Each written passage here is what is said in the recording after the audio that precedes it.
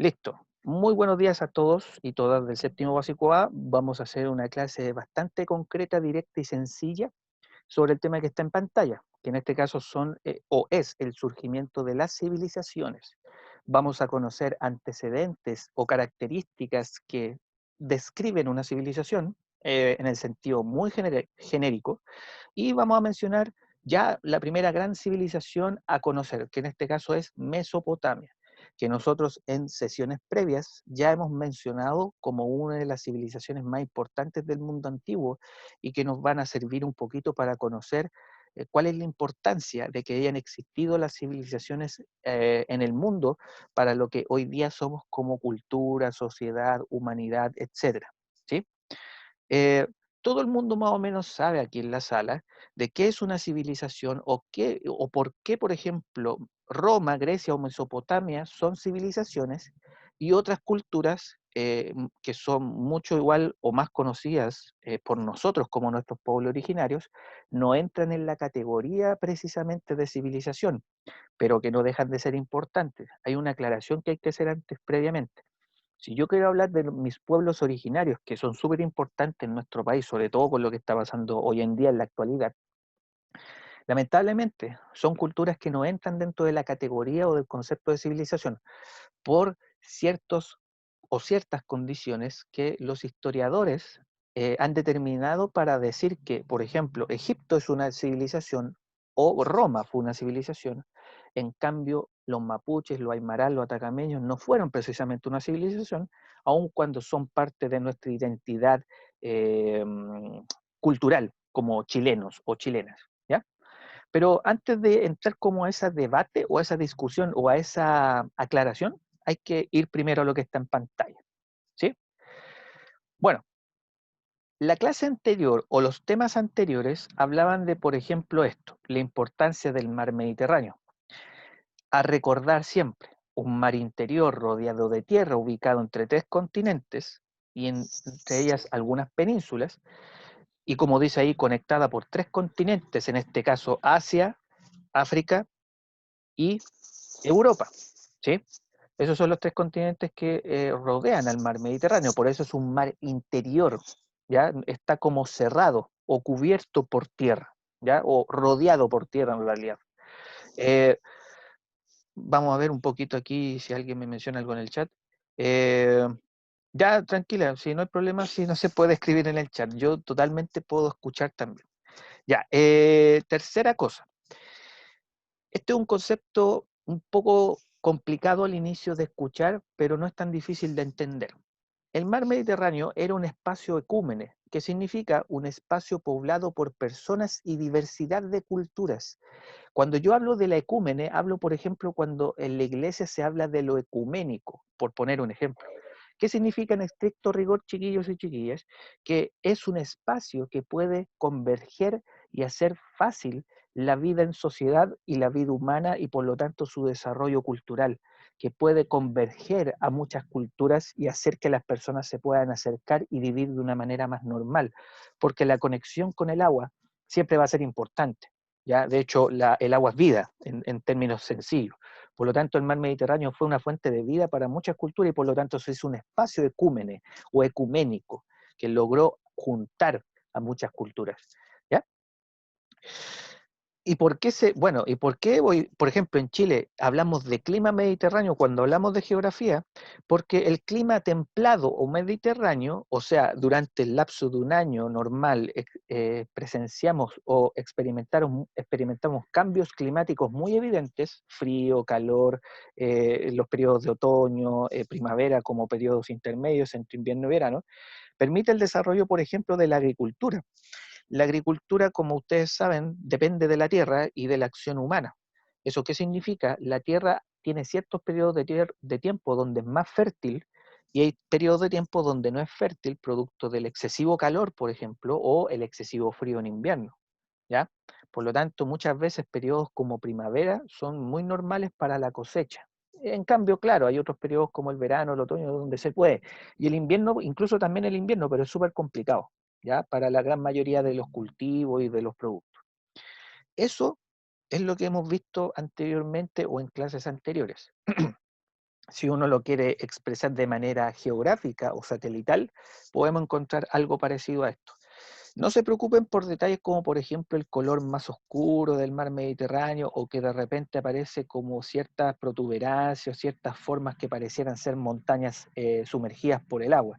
Lo que pasa es que esas son las famosas placas tectónicas que hacen que, por ejemplo, se produzcan terremotos o sismos, pero también conocer dónde es más profundo el mar Mediterráneo. Todas las zonas oscuras del mar Mediterráneo significa que hay mayor profundidad. Las que son más claras significa que no es tanta la profundidad que hay. Pero ahí tienen una imagen del mar Mediterráneo por si no la conocían, si se les había olvidado o básicamente poder avanzar en el recuento de las clases previas. De hecho, ahí aparecen algunas penínsulas, por ejemplo, la península itálica, la península de los Balcanes. Cuidado con el audio, chiquillos, mutense si tienen algún problema, ¿ya? Mutense, si es necesario. No, ¿Qué más me falta? Ya, ahí sí. Por lo tanto, tenemos aquí a los distintos continentes y obviamente el espacio del mar Mediterráneo. ¿Qué significa todo lo anterior?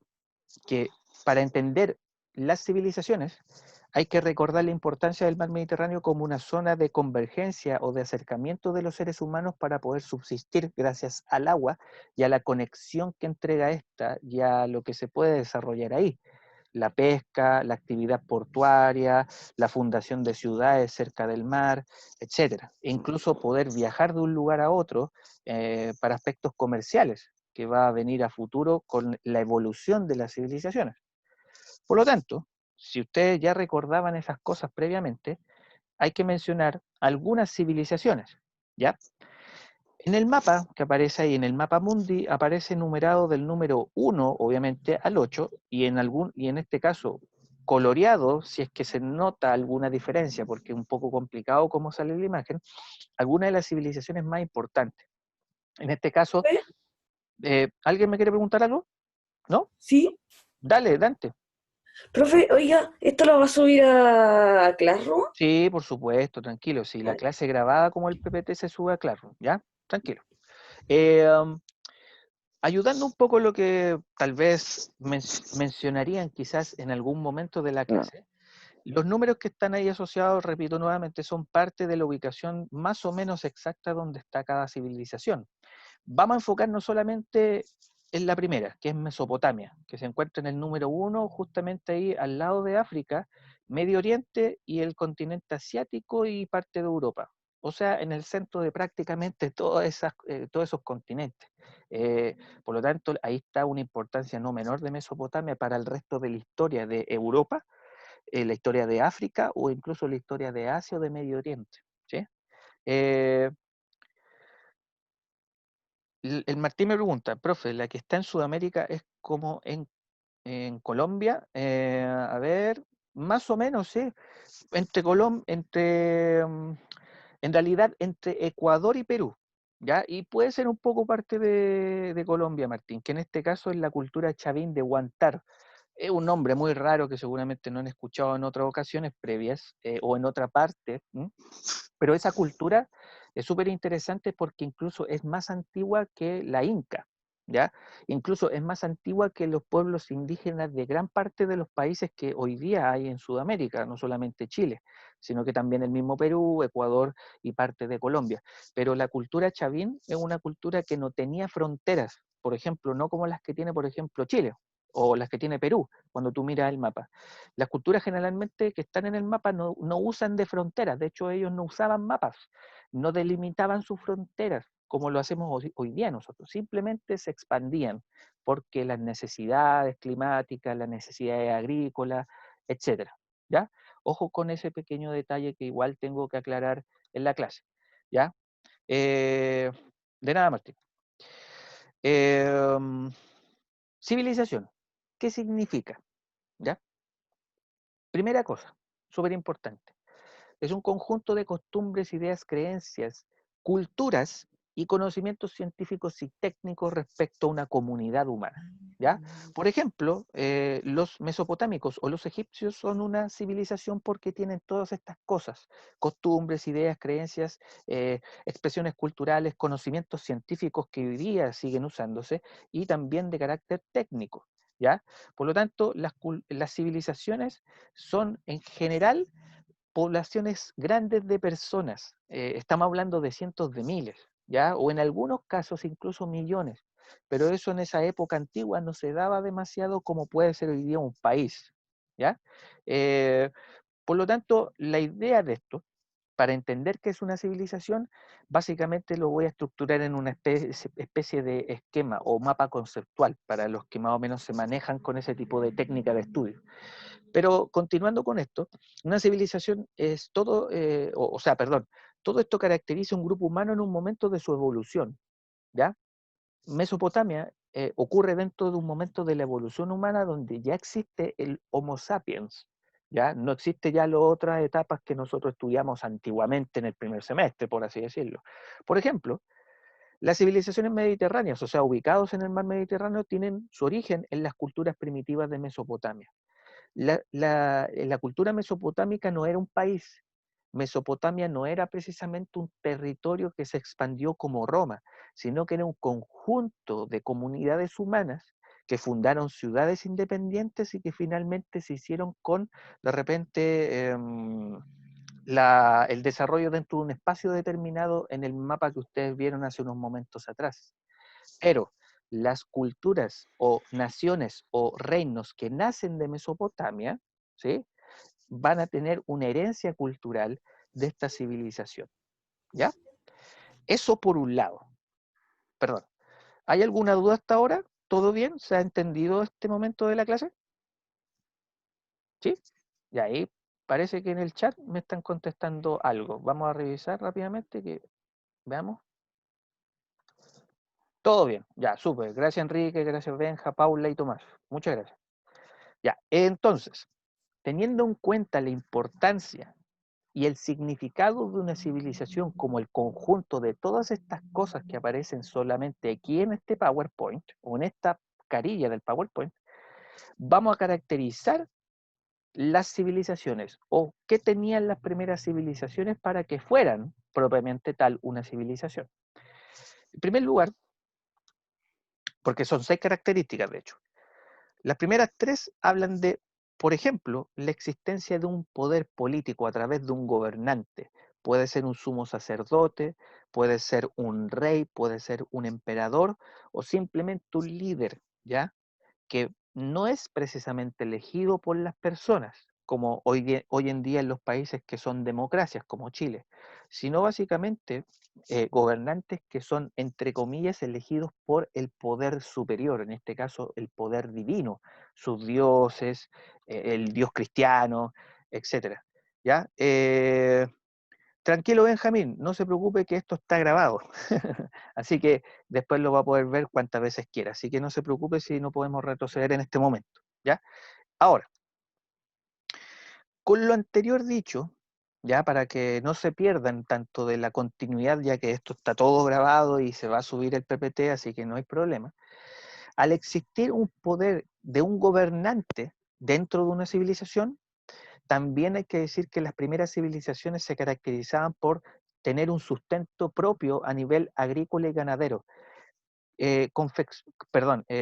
Cultivaban su propia comida, no necesitaban invadir otros lados en algún momento o robar comida de otras culturas, y también criar y domesticar sus propios animales. Obviamente iniciando el proceso de caza, de domesticación básica y luego de, por así decirlo, un proceso de crianza de animales. ¿Ya? Y ahí yo me voy a correr un poquito de la pantalla. ¿Sí? Ahí.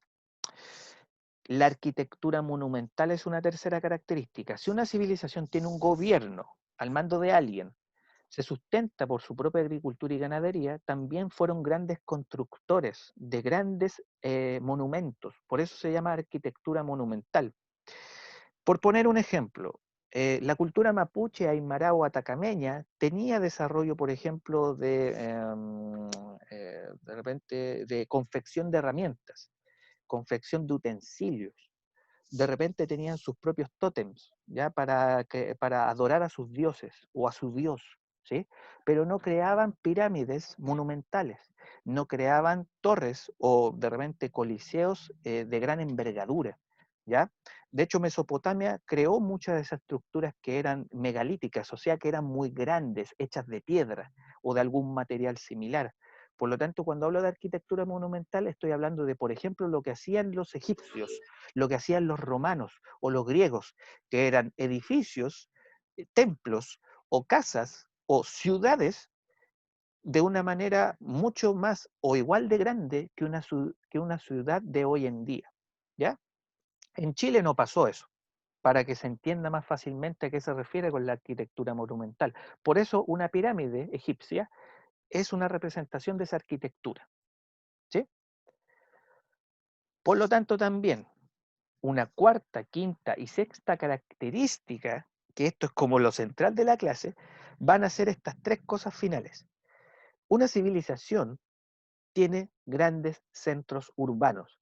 Si crean arquitectura monumentales como edificios, templos o casas o calles inclusive, por lo tanto una civilización como la mesopotámica va a tener grandes ciudades y centros urbanos que van a generar mucha convergencia y mucha población de personas, clases sociales, ocupaciones determinadas, roles, etcétera, ¿ya? Asimismo, con el desarrollo de grandes centros urbanos, siempre es importante lo que sale ahí en el recuadrito blanco, conectividad con el agua, a través de los ríos, mares o lagos, o los océanos también que rodean el mundo, ¿ya? El mar Mediterráneo es un caso súper importante. Los ríos, por ejemplo, Tigris y Éufrates, que son característicos de Mesopotamia, también son parte de esta condición para ser una civilización. Y así podemos dar muchos ejemplos. Culturas aquí que existieron en Chile también tenían una conexión con el agua. Eso es una característica que pueden tener en común las culturas. Pero, repito, los pueblos prehispánicos o los pueblos indígenas aquí en Chile no tuvieron las otras características para que se consideraran civilizaciones, ¿ya? Pero de todas maneras, la conexión con el agua siempre va a ser vital. Por lo que vuelvo a repetir la idea de que la humanidad sobrevive gracias al agua, en gran parte. Perdón. Finalmente, sociedades jerarquizadas, sociedades estamentales, que significa clases sociales.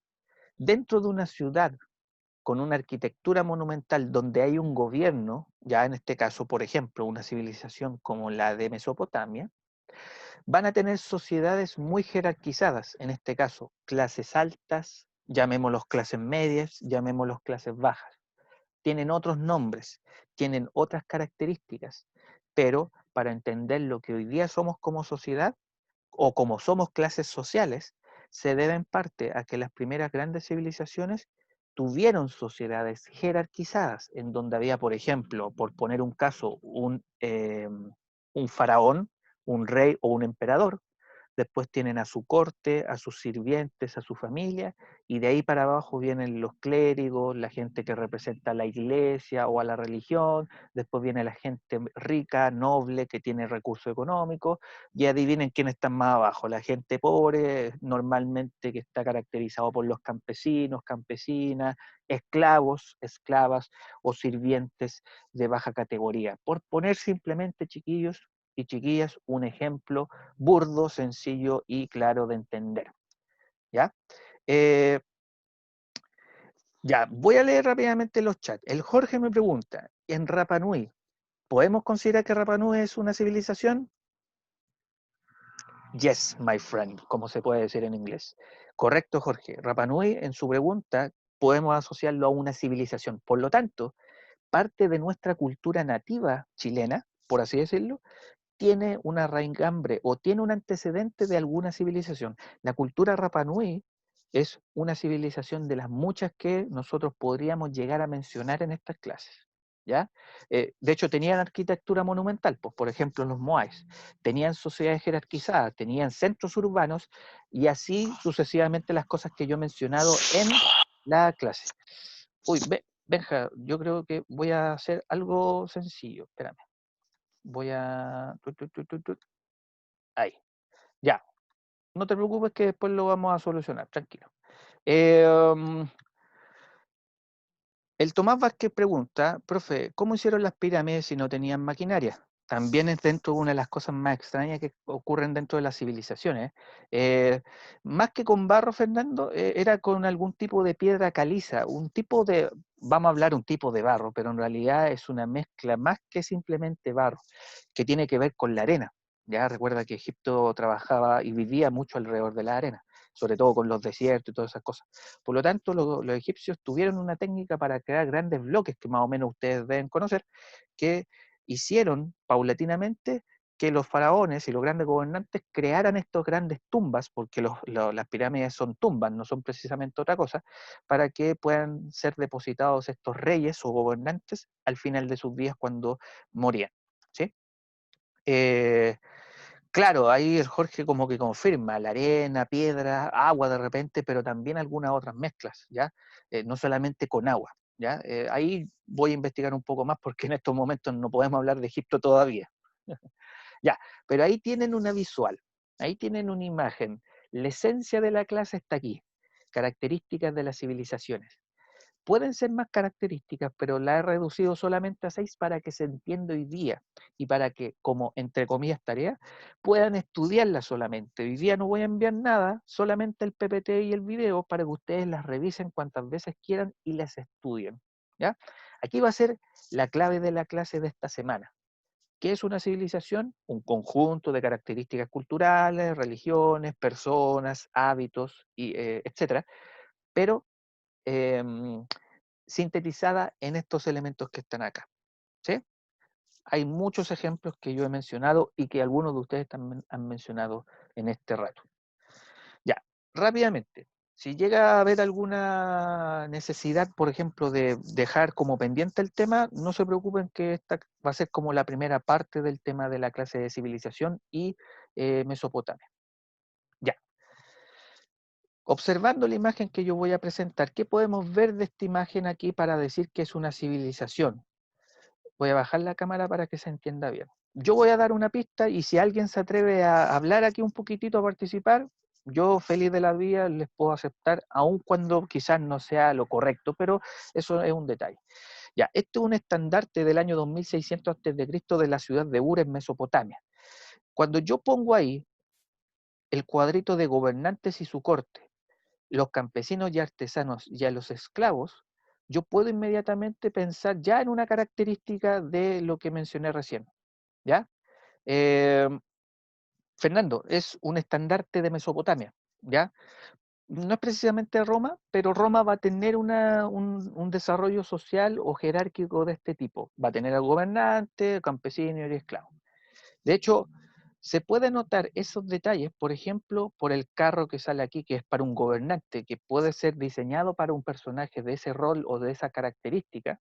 De hecho, el gobernante siempre sale al centro y es más grande, más alto y las personas que lo siguen.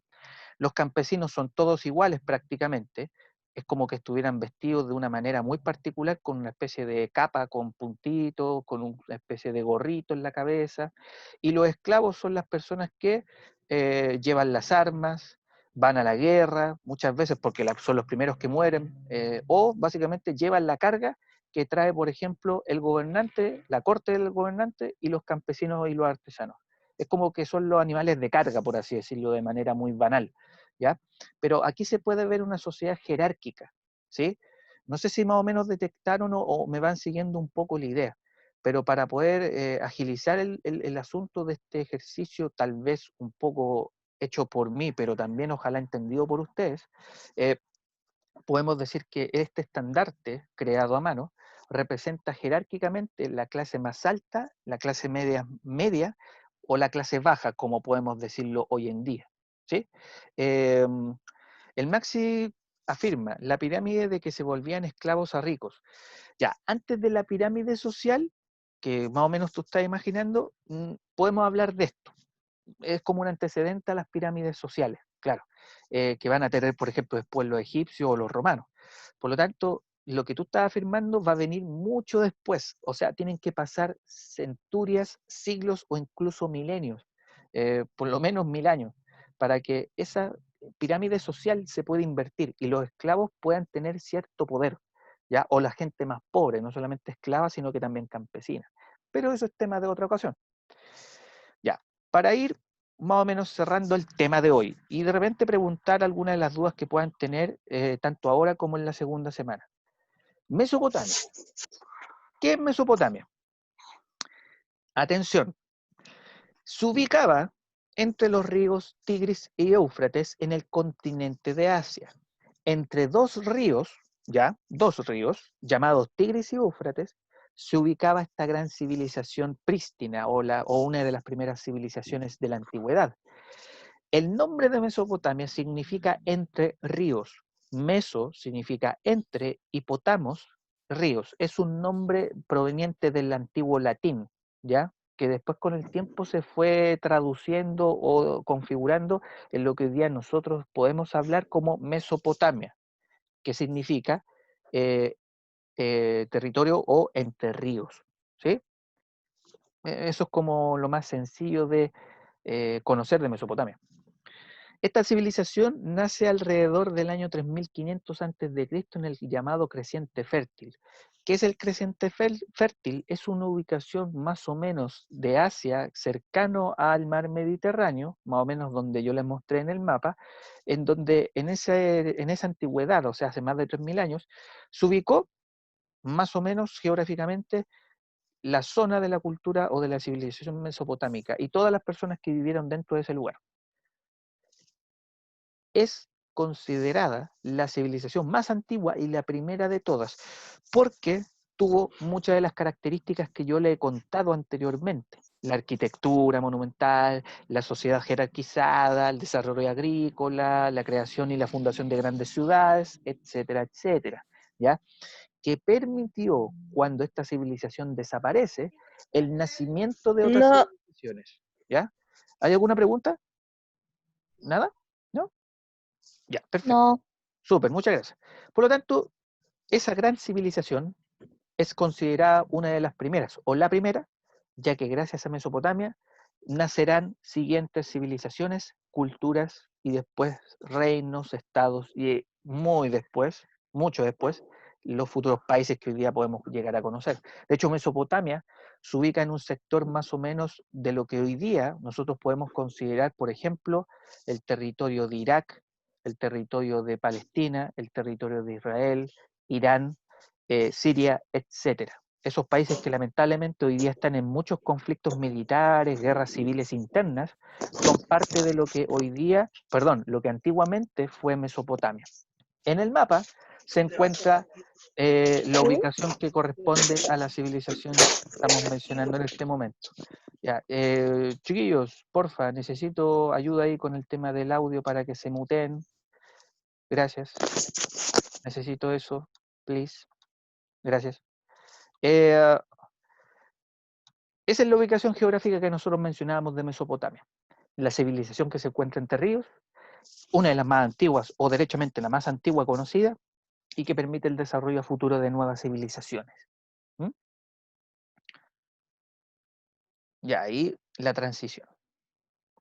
Para finalizar, ese templo se llama Sigurat y se escribe con Z, ¿ya? Ese lugar permitió el desarrollo de la cultura mesopotámica en muchas de las ciudades que hubo en la antigua época hace más de 3000 años. Sus habitantes habitaron, como yo decía, hace aproximadamente 3500 y como dice ahí, 3700 años antes de Cristo. Las culturas mesopotámicas canalizan los ríos Tigris y Éufrates, o sea, ordenan, organizan, limpian y permiten el acceso de esa agua al interior de sus ciudades, por eso es canalización, para evitar la inundación de las ciudades cuando los ríos crecían producto de las marejadas, producto del aumento de las aguas del mar Mediterráneo o al interior del sector donde habitaban los mesopotámicos. Por lo tanto, dominaron ese espacio con la canalización de estos dos ríos y así dominaron sus necesidades más básicas: alimentación, pesca, actividad comercial, etcétera, ¿ya? La canalización básicamente es la dominación de la corriente del agua de esos ríos a través de algún tipo de, no de tuberías, sino que básicamente de canales, ¿ya? Por eso se llama canalizar, crean nuevos canales para que el agua entre al interior de las ciudades, y eso está hecho por personas. Mesopotamia tenía muchas ciudades, porque gracias a esta canalización de las aguas de estos dos ríos, empiezan a fundarse muchas ciudades dentro de Mesopotamia, como las que se encuentran en el siguiente mapa. Si ustedes se fijan, ahí está el río Tigris y el río Éufrates. Y coincidentemente, al interior de esos ríos, donde hay mucha vegetación, como sale en este color más o menos verdoso, aparecen un montón de ciudades que algunas son inclusive hasta difíciles de pronunciar, pero pueden encontrar la ciudad de Ur, Nippur, Uruk. Nippur, que está en rojito, es como la ciudad más grande o la más importante de Mesopotamia. Pero no significa que las otras ciudades sean menos importantes, sino que tenían menor densidad de población, o sea, tenían menos personas viviendo ahí, pero igual era una cantidad igual grande para esos tiempos. Estoy hablando de cientos o miles. Por ejemplo, está la ciudad de Babilonia, que es como la más conocida, que han escuchado alguna vez ustedes, pero hay otras que son, como digo, impronunciables, o uno no las recuerda con el paso del tiempo. Kitch, Sipar, Ur, Umma, etcétera, ¿ya? Para que no se me confundan demasiado con el tema, ¿ya? El tono verdoso, Martín, en realidad es simplemente la vegetación que hay en el sector, porque al estar estos dos ríos, todo lo que está entre medio de esos ríos es más fértil, producto de esa, ¿cómo decirlo?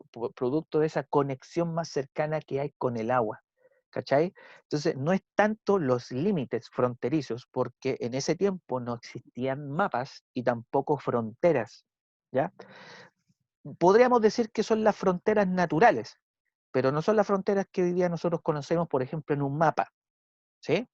Y además el color verde, repito, es simplemente por la cantidad de vegetación que es más notoria y que permite mejor el desarrollo agrícola y humano de esas ciudades. ¿Sí? Así que aclarado eso. Bueno, ahí tienen una imagen de la ciudad de Mesopotamia, en donde, fíjense, primero que nada se encuentra como segmentada. Yo creo que lo más común de una ciudad mesopotámica son los muros. De hecho, tienen un muro exterior y diversos muros interiores, donde aparecen muchas puertas ahí chiquititas de color negro y también sectores como seccionados. Tal vez ahí vivían familias, estaban divididas tal vez las clases sociales. De hecho, aquí en el centro se encuentra como mucho más protegida. Aquí seguramente podríamos asumir de que aquí vivía el gobernante y su familia. Ahí aparece un sigurat, que es muy parecido a una pirámide, que podría ser el templo donde se adoraban a los dioses. En alguna parte debe estar el mercado donde se vende, compra, intercambio de productos, trueque, etcétera. Pero si se fijan, las ciudades de Mesopotamia no son tan distintas de las ciudades que a futuro nosotros vamos a estudiar en la Edad Media. De hecho, cuando estudiemos Edad Media, se van a fijar que las ciudades medievales se parecen bastante a las ciudades que habían en Mesopotamia.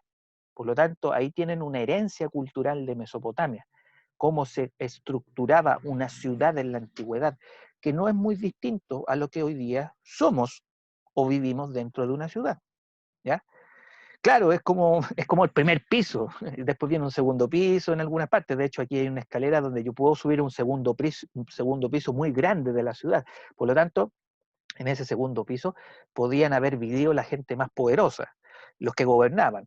Y en el primer piso, en la parte más baja, donde está la tierra, todo sucio, tal vez, vivían las clases más bajas, los campesinos, los turistas que venían de otras ciudades, los comerciantes que llegaban de otras partes del mundo, no sé, a hacer sus negocios, por así decirlo. ¿Sí? Bueno, y ya con esto, creo que nos quedan cosas bastante concretas. Las ciudades en Mesopotamia son ciudades independientes, ciudades-estado. Estaban amuralladas y en ellas vivían las clases más poderosas con sus casas y templos. El gobernante es su máxima autoridad, como ya conocen, a nivel político, militar y religioso. Por lo tanto, son gente muy poderosa los que gobernaban las ciudades en Mesopotamia. Tenían el poder político, incluso el religioso y militar. Y el Sigurat fue la sede y el templo más importante de esa ciudad. O sea, esa pirámide distinta que ustedes vieron en la imagen, perdón. Por lo tanto, las ciudades de Mesopotamia es una representación de lo que es una de las 6 características de las antiguas civilizaciones de Mesopotamia, valga la redundancia. ¿Sí? Bueno, vamos a dejarlo hasta acá, vamos a dejarlo como un pendiente y la próxima sesión vamos a ver el tema de la invención de la escritura, ya que es parte de la herencia cultural, de esta gran civilización conocida como Mesopotamia.